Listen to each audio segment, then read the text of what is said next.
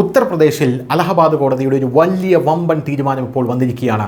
നമ്മുടെ കേരളത്തിൽ പോലും വരാത്തൊരു തീരുമാനമാണിത്. അതായത് ജാതി അടിസ്ഥാനമാക്കിയുള്ള റാലികൾ ഇനി വേണ്ട എന്നാണ് കോടതി പറഞ്ഞിരിക്കുന്നത്. അലഹബാദ് ഹൈക്കോടതിയുടെ സമീപകാല ചരിത്രപരമായിട്ടുള്ള തീരുമാനമാണ്.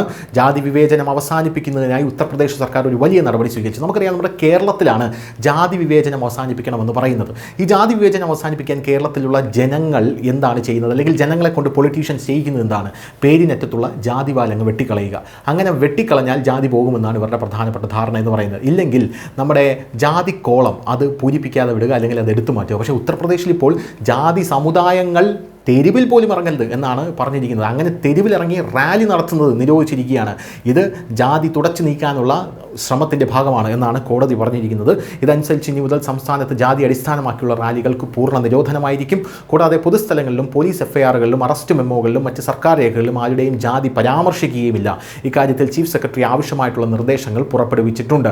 ഉത്തർപ്രദേശ് പോലുള്ള ഒരു സംസ്ഥാനത്ത് ഈ ഒരു പ്രവർത്തനം നടത്തുക എന്ന് പറയുന്നത് വളരെയധികം റിസ്ക് ഉള്ളൊരു കാര്യമാണ്. കാരണം ജനങ്ങൾക്കിടയിൽ തന്നെ ഈ ജാതിയെപ്പറ്റി വളരെയധികം അവബോധമില്ല. ഇപ്പോഴും പഴയ നൂറ്റാണ്ടിൽ ജീവിക്കുന്ന ജനങ്ങളാണ് അവിടെ ഉള്ളത്. അൺസിവിലൈസ്ഡ് ആയിട്ടുള്ള ജനങ്ങളാണ്. ഈ ജാതിയുടെ കാര്യത്തിൽ നമുക്ക് വേണമെങ്കിൽ പ്രധാനമായിട്ടും പറയേണ്ടി വരും. കേരളത്തിലെ പോലെ അത്ര ജാതി ചിന്ത മാറിയ ആൾക്കാരൊന്നുമില്ല. കേരളത്തിലും മാറിയിട്ടില്ല, എങ്കിലും കേരളത്തിനെക്കാട്ടിലും രൂക്ഷമാണ് അവിടെ എന്ന് നമുക്ക് പ്രധാനമായിട്ടും പറയേണ്ടി വരും. എന്തായാലും ചീഫ് സെക്രട്ടറിയുടെ ഉത്തരവ് പ്രകാരം ഇനി മുതൽ എഫ്ഐആർ, അറസ്റ്റ് മെമ്മോ തുടങ്ങിയ പോലീസ് രേഖകളിൽ ഒരാളുടെയും ജാതി പരാമർശിക്കില്ല. കൂടാതെ സർക്കാർ നിയമപരമായിട്ടുള്ള രേഖകളിൽ നിന്ന് ജാതിയുമായി ബന്ധപ്പെട്ട കോളം നീക്കം ചെയ്യും. എല്ലാവരെയും തുല്യരായി പരിഗണിക്കുന്നുണ്ടെന്ന് ഈ നീക്കത്തിൽ ഉറപ്പാക്കും.